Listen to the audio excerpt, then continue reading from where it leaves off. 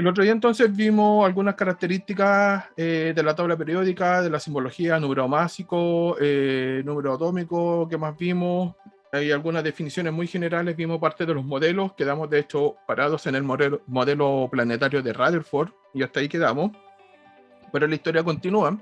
Y si nosotros entonces seguimos avanzando un poco más en algunas definiciones de la tabla periódica, tenemos que definir lo que es la masa atómica, ¿ya?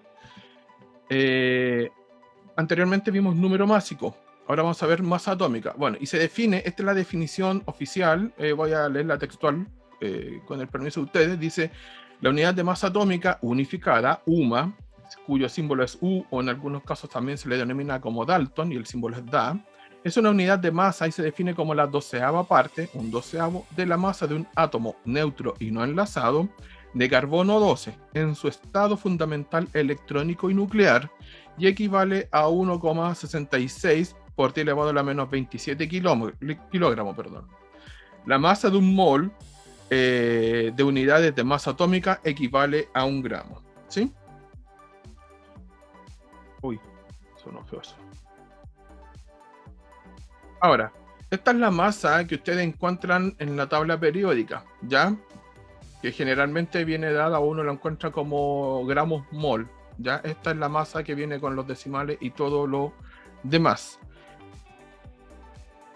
Pero, ¿cómo se determina la masa atómica? Porque la masa atómica, si bien tiene una definición, nosotros tenemos que considerar que los átomos están compuestos o tienen distintas proporciones isotópicas. ¿Se acuerdan que en la clase anterior yo dije que había una tabla de abundancia isotópica? Bueno, de aquí viene esta explicación. Entonces, por ejemplo, dice, la mayoría de los elementos se producen en la naturaleza como mezclas de isótopos, que es lo que encontramos realmente. Entonces, para determinar la masa atómica promedio de un elemento, debemos considerar entonces, que es la masa o el peso atómico del elemento, debemos considerar, la masa o la suma de todos los isótopos constituyentes. Y acá está la fórmula, que es una cuestión muy sencilla, que dice que la masa atómica estándar es la sumatoria de la masa del isótopo por la abundancia isotópica fraccionada sobre todos los isótopos del elemento. Si bien a simple vista parece una definición muy compleja, fíjense bien, del hidrógeno hay dos isótopos, del primero hidrógeno 1, que tiene una abundancia relativa de 99,98 o 99, casi 99,99%, y su masa es 1,000, y ahí está. Y el otro isótopo, el hidrógeno 2, tiene una abundancia del 0,015%, es decir, prácticamente es muy poco lo que existe. Si ustedes multiplican entonces la abundancia absoluta por la masa de cada uno de ellos, fíjense bien que la masa de ellos es diferente, una es de 1 y la otra es de 2, nos encontramos que si sacamos esta sumatoria y la multiplicamos por la abundancia absoluta, sacamos la masa promedio del hidrógeno, que es la que está reportada en la tabla periódica. Entonces eso nos da que la masa promedio del hidrógeno es 1,00797. En general, uno incluso para algunas cosas mucho más sencillas tiende a redondear y dice que la masa del hidrógeno es 1, ¿ya? Acá hay otro ejemplo, por ejemplo, que es mucho más... Otro ejemplo, por ejemplo, hay una redundancia. Aquí hay un ejemplo que es mucho más fácil, más ilustrativo. Por ejemplo, el cloro, hay dos isótopos, el 35 y el 37, y la abundancia isotópica del cloro 35 es del 75,77% y la del cloro 37 es del 24,23%. Si ustedes determinan la abundancia absoluta, ¿ya? Nos queda que la de uno es de 0,75 y la otra es 0,24 por la masa respectiva, que cada uno tiene una masa de 34,96 y el otro es de 36,96. Multiplicamos por la abundancia absoluta, sumamos y nos da que la masa promedio del cloro es 35,45, que es la que está reportada en la tabla periódica. ¿Sí? ¿Cómo se determina la proporción o la abundancia isotópica? Bueno, se determina mediante lo que se conoce como espectroscopías de masa. Aquí yo voy a pasar muy rápidamente porque la espectroscopía de masa es toda una rama de la química que podría estar explicando muchas cosas, así que voy a tratar de hacerlo rapidito. Pero ¿qué es lo que hace entonces la espectroscopía de masa? Nos permite determinar de alguna manera la abundancia con bastante precisión de cada uno de los componentes o isótopos de un átomo, ¿sí? ¿Y en qué consiste esta abundancia isotópica o este experimento de masa, de espectroscopía de masa? Dígame. La espectroscopía de masa tiene lo que es con las líneas de absorción y de emisión. No, no todavía. No es lo mismo. Esas se llaman espectroscopías de absorción y de emisión como tal, de hecho. No.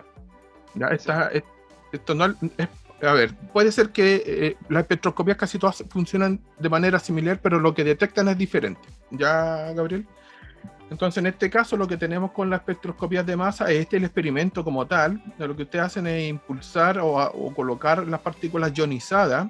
De hecho, hay distintas variantes de la espectroscopía de masa y se aceleran a través de un tubo. Bueno, esto está súper simplificado porque el equipo es mucho más. Entonces, lo que se hace entonces con a través de magnetos, acelerar las partículas. Y entonces usted va detectando lo que tiene en cada...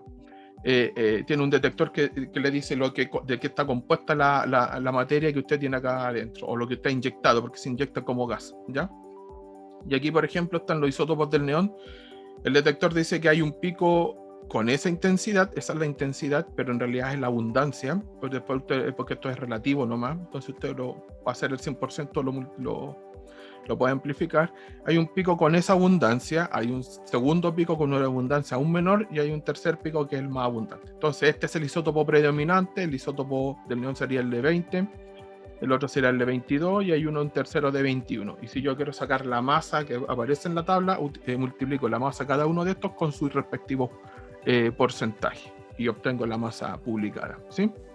Esto es mucho más complejo, yo lo simplifiqué al máximo porque obviamente es más complejo el experimento y es mucho más complicado el análisis.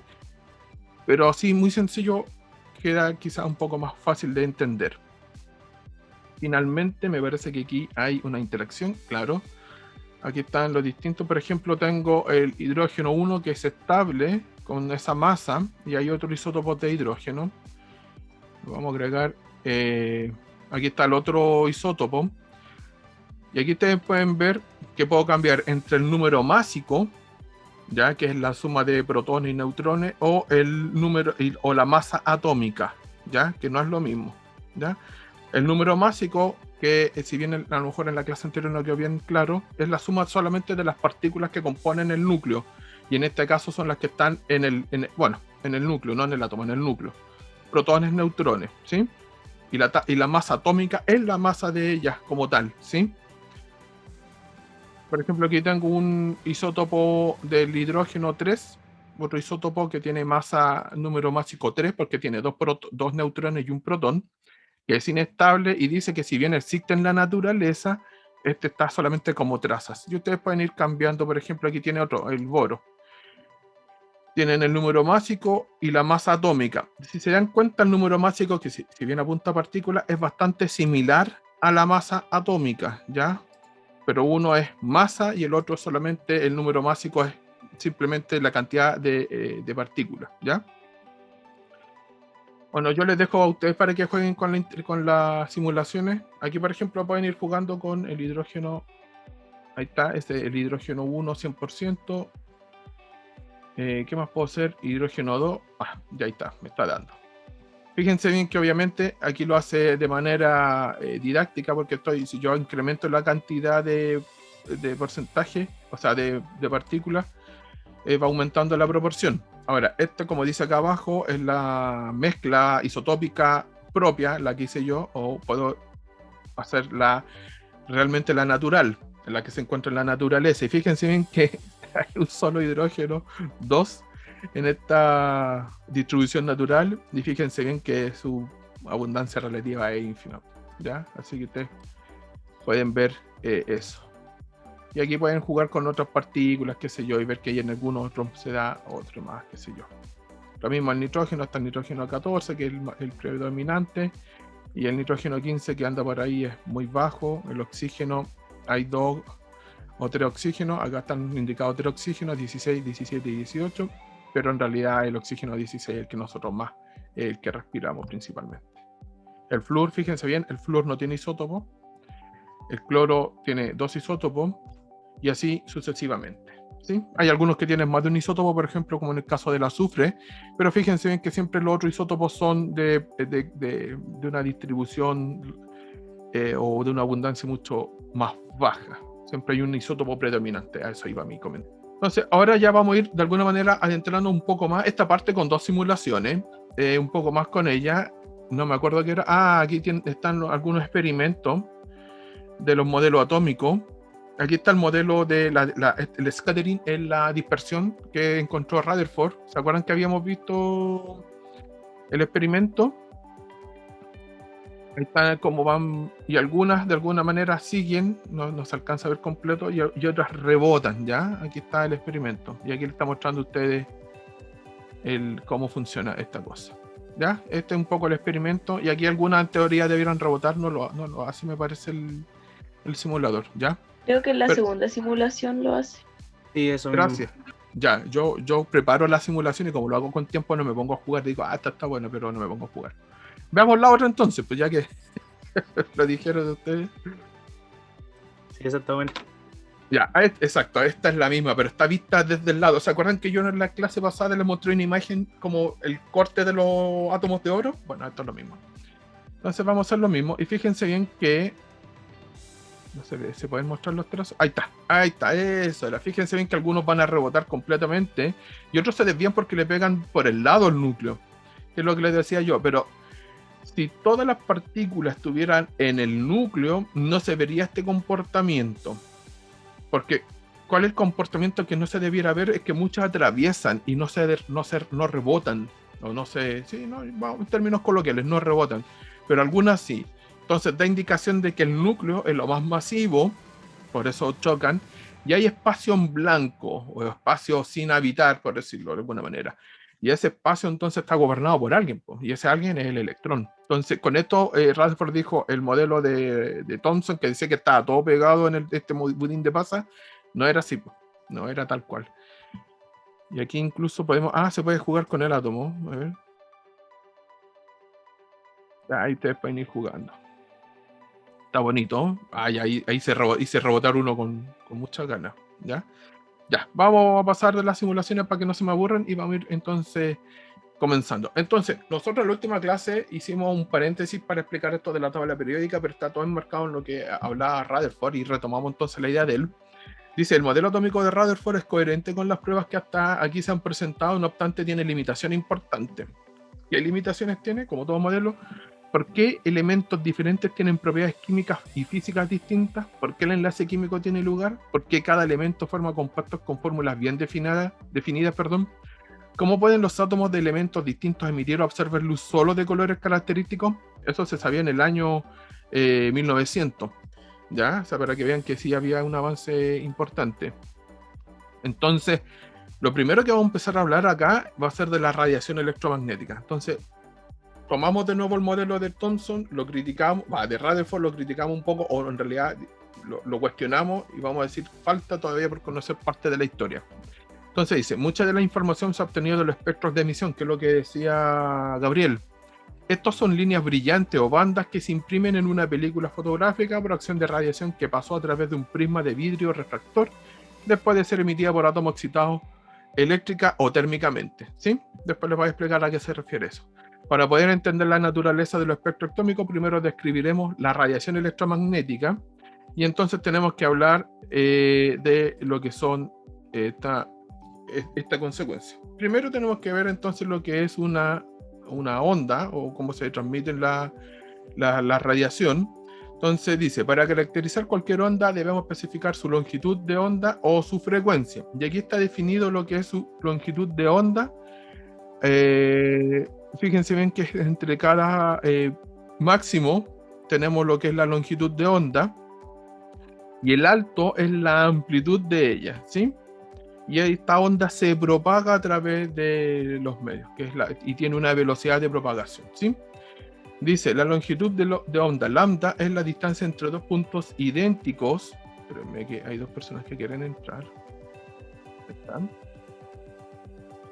Entre dos puntos idénticos adyacentes de ondas, ¿sí? O de la onda, que son estas crestas, estos máximos. Dice, la frecuencia es el número de crestas de la onda que pasan por un punto dado por unidad de tiempo, la cual se representa mediante el símbolo nu y suele expresarse en ciclos por segundo o en forma más común 1 sobre segundo o segundo a la menos 1.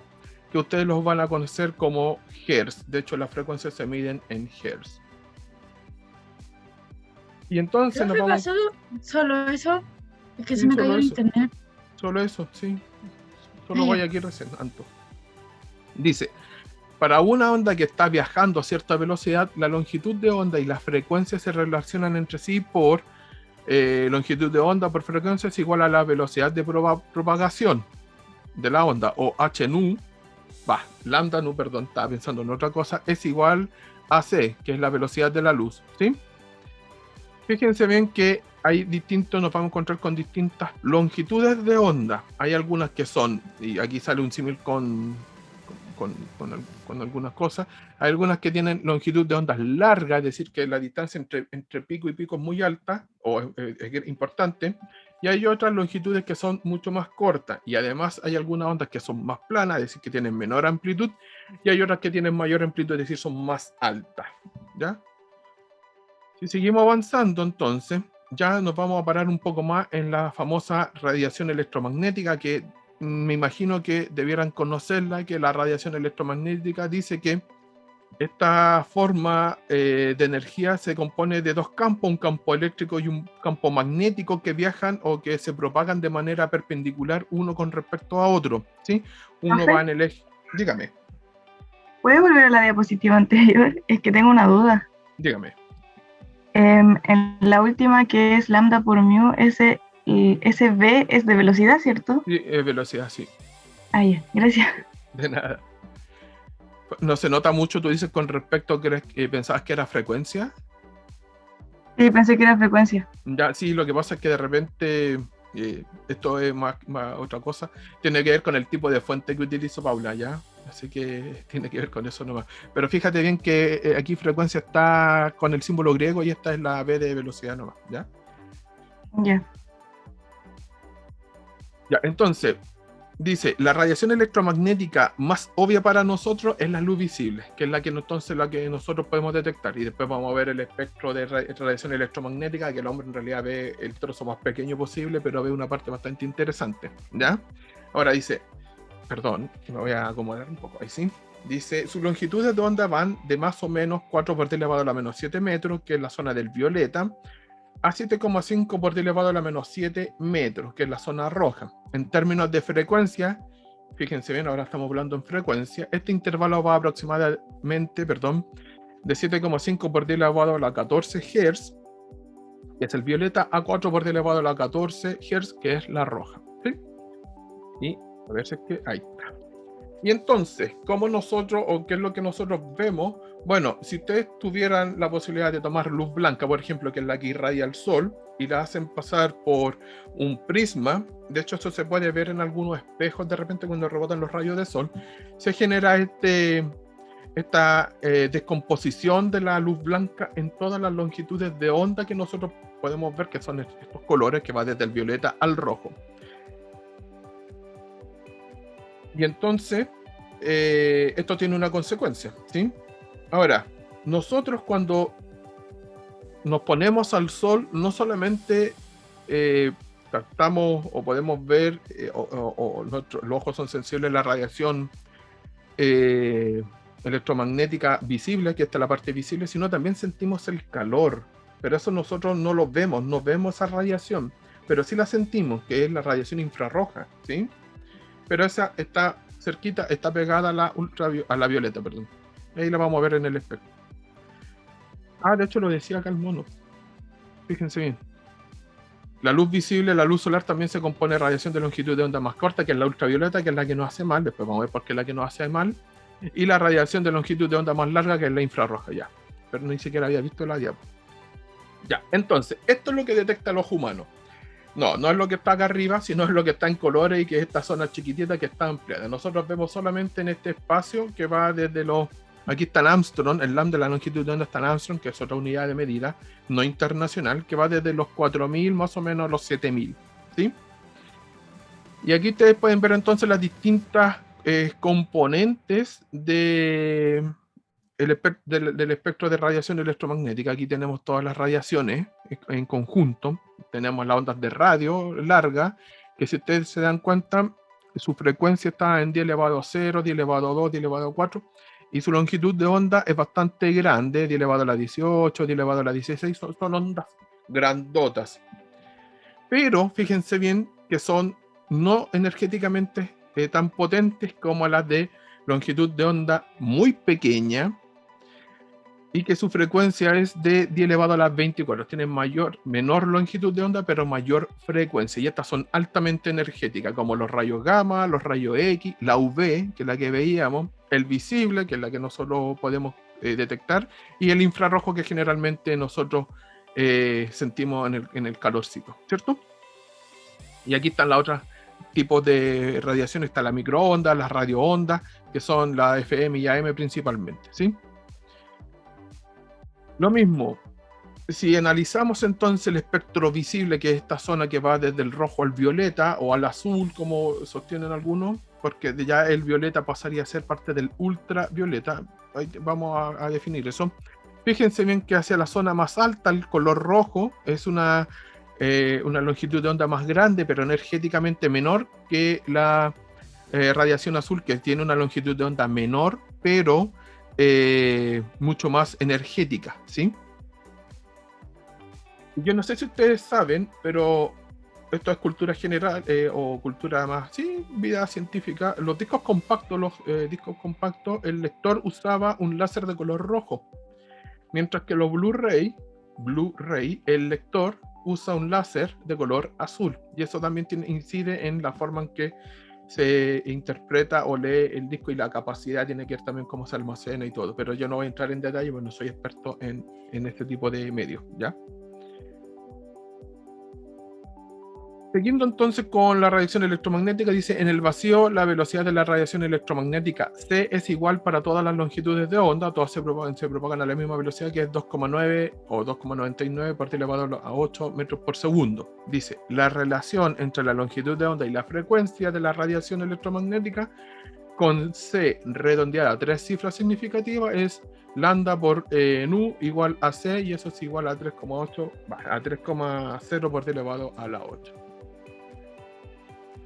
Ya, hablamos entonces del espectro de... ¿Alguien me está hablando en el chat? ¿A qué se refiere con tipo de energía?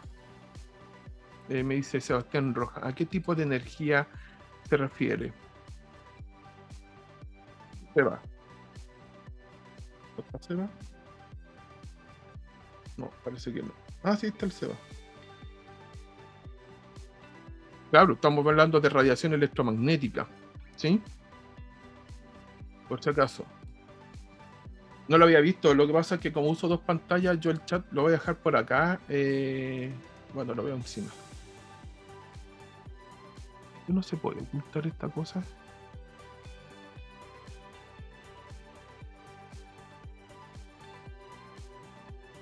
Ahí me acuerdo que esto se podía. Ahí. Ya no. En fin, ya, eso da lo mismo, Entonces, ¿quién me habló? Gabriel, cuénteme. Una consulta, ¿por qué estamos revisando específicamente el espectro electromagnético dependiente de la longitud de onda y no de la frecuencia? La frecuencia es más evidente ver en la menor energía, como en la longitud de onda queda como al revés. Sí, es verdad que aquí al revés. En general, mira, no tengo una justificación. Yo en general la trabajo así por un poco lo que aparece en los textos, nada más. ¿Ya? En los de química. No sé si en física la trabajarán distinto, Gabriel. No, ¿por qué frecuencia? Porque en general se explican las dos. Se explica la frecuencia y se explica la longitud de onda, ¿ya? Claro. Por si acaso. Pero está bien tu acotación, sí. Una es más evidente que la otra. Totalmente de acuerdo. Pero tiene que ver solamente por dónde use el material, ¿ya? Ya. Dale, profe. De nada, Gabriel. Dice, entonces, hemos descrito a la luz en términos de su comportamiento ondulatorio, ¿ya? En ciertas condiciones es posible describirla considerando que se compone de partículas o fotones. Y aquí seguimos avanzando un poco para llegar a los modelos atómicos actuales, porque todavía ni siquiera hemos avanzado en el modelo atómico. Todavía estamos en Rutherford. Dice, con base a las ideas que presentó Planck en el 1900, cada fotón de luz posee una cantidad específica, un cuanto de energía. Dice, la cantidad de energía que posee un fotón depende de la frecuencia de la luz. Ahí está lo que decía Gabriel, que debiéramos hablar más bien de frecuencia más que de longitud de onda, porque ahora estamos hablando de frecuencia, ¿sí? Dice, la energía de un fotón de luz viene dada por la ecuación de Planck, que es la que está ahí, que dice que la energía es igual a h nu, o la energía es igual a h por c sobre lambda. Y aquí está la longitud de onda. Por eso se describen las dos en general, Gabriel, ¿ya? Porque hacen esta relación. Donde h es la constante de Planck, que es 6,62 por d elevado a la menos 34 joule por segundo, y b, aquí está malo por si acaso. Aquí sí, Paula, b es la frecuencia de la luz, ¿ya? Por lo tanto, la energía es directamente proporcional a la frecuencia, pero está especificado por si acaso, Paula. Aquí ve si es la frecuencia de la luz. En el otro caso era la velocidad, ¿ya? Ya, profe, gracias. Voy a tratar de corregir, si es que me deja la presentación, a ponerle el símbolo. ¿Y cuál diapo es para anotarlo igual? En la diapo anterior no me acuerdo cuál era. No, pero esta. Esta es la 13. Pero en todo caso, cada vez que exista, para que no exista confusión, me parece que en las presentaciones está hecho esto. Explica lo que es cada letra. H, la constante de Planck, y ver la frecuencia, para que no se confunda, ¿sí? Profe, Dígame. el tema ahí es que la frecuencia es la letra griega nu. ¿Sí? Y se parece mucho a la B.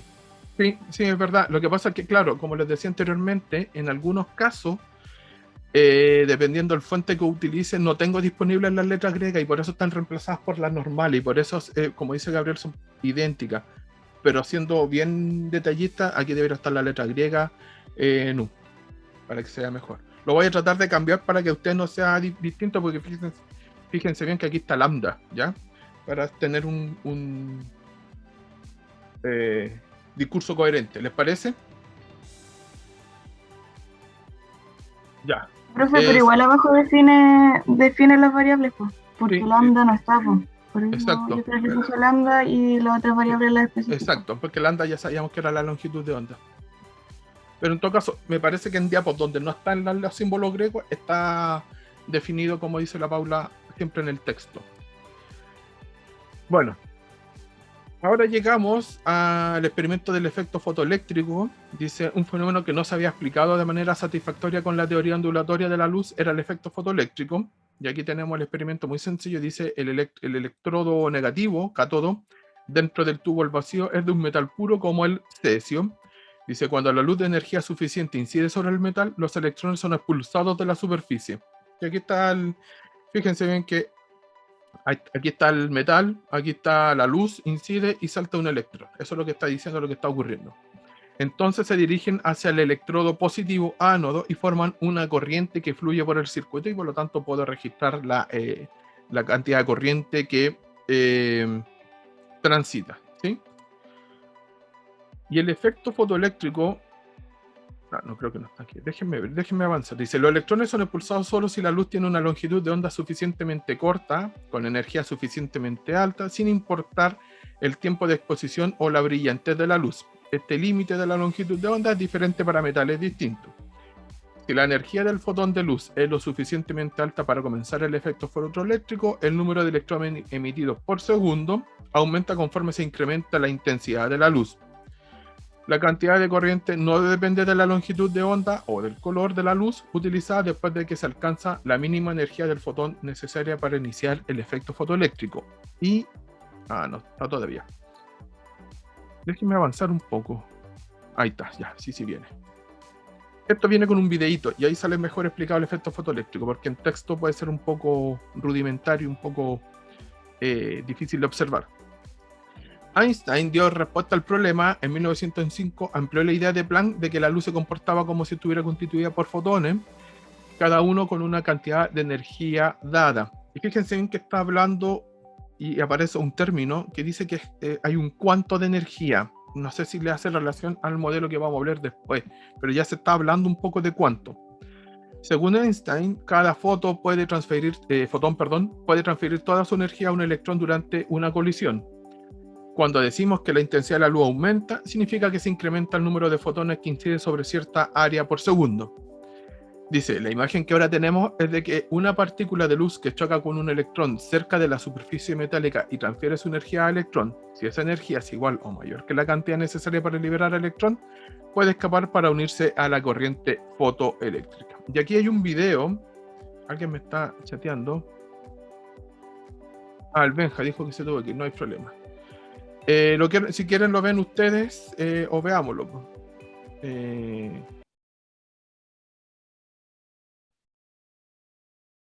Ya, yo lo voy a ver porque es verdad que yo lo estoy viendo. Muy bien, mouse. Einstein for his theory of relativity and the Nobel Prize he won for it. He also... What? I didn't win the Nobel Prize for relativity. I won it for explaining the photoelectric effect. Right, of course, sorry. Einstein won the Nobel Prize for his work on the photoelectric effect, which helped settle the age-old debate of what light is made of. So, what is it?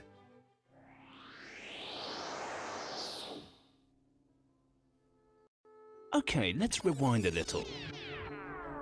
Newton had thought light was made of particles, and his rival Hooke had thought it was a wave. And when technology advanced enough, some experiments proved Hooke was right. That proof, and Maxwell's equations describing light's behavior as a wave, made the debate die down, until the photoelectric effect was discovered. When light hits a cable next to another cable, electrons jump from one to the other.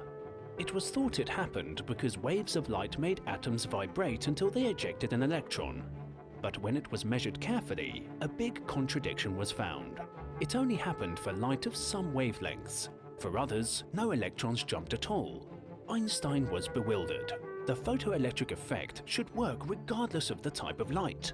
If light wasn't made of particles, and now it turned out that it couldn't be made of waves, what was it made of? After much reflection, he formulated a new hypothesis combining the two previous ones. What if light were made not of waves or particles, but of both? That is, what if light were made of wave packets?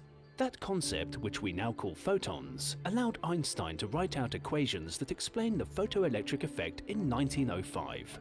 This consolidated the idea that light can sometimes be described as a wave, sometimes as a particle, and sometimes as either. It was a revolutionary view, and it opened the field for quantum physics.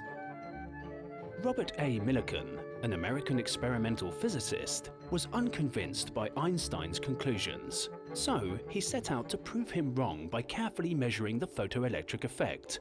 However, years later, Millikan ended up proving Einstein right, and they were both awarded the Nobel Prize in Physics.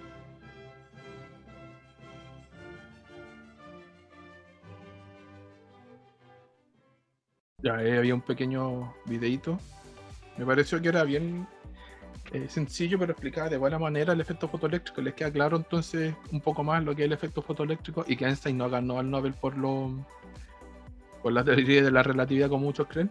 Ya, y ahora sí saltamos en el tiempo porque ya sabemos entonces que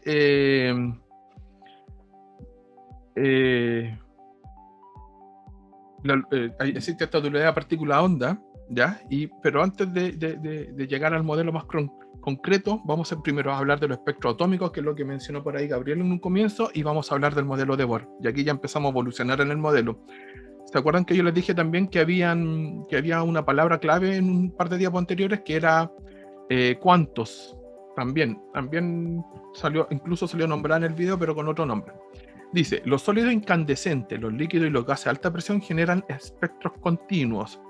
Sin embargo, cuando se hace pasar una corriente eléctrica a través de un gas en un tubo al vacío a presiones muy bajas, la luz que emite el gas puede dispersarse con un prisma en líneas distintas. El espectro de emisión resultante se describe como un espectro de líneas brillantes. Las líneas pueden registrarse fotográficamente y la longitud de onda de la luz que produce cada línea puede calcularse según la posición de dicha línea en la fotografía, y es lo que se está mostrando acá. Pero, vamos al detalle. En forma semejante, podemos dirigir un haz de luz blanca, constituida por una distribución continua de longitud de onda, a través de un gas y analizar el rayo de luz que emerge. solo encontramos que se absorben ciertas longitudes de onda, ¿sí? Fíjense bien que antes habíamos visto que el espectro de color era continuo, pero aquí vemos que aparecen unas líneas. Entonces ahí vamos a ir viendo un poco más qué significa esto. ¿Qué tiene que ver esto? Dice, las longitudes de onda que se absorbieron en este espectro de absorción son iguales a las que se emitieron en el experimento de emisión. Y aquí están los famosos espectros. Hay uno de absorción y hay uno de emisión. Cada línea espectral corresponde a una longitud de onda específica de luz y por consiguiente a una cantidad específica de energía absorbida o emitida. Cada elemento exhibe su propia serie de características de líneas en sus espectros de emisión o absorción.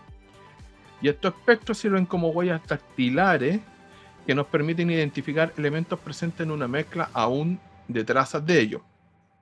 En el espectro de emisión, lo que se hace es que se coloca el gas de un compuesto y se le hace se le descarga una corriente o una corriente eléctrica, y entonces es el gas el que emite ciertas longitudes de onda, que son las que están acá en estas líneas, por ejemplo, una línea roja, una más azul, una más verde, una más roja.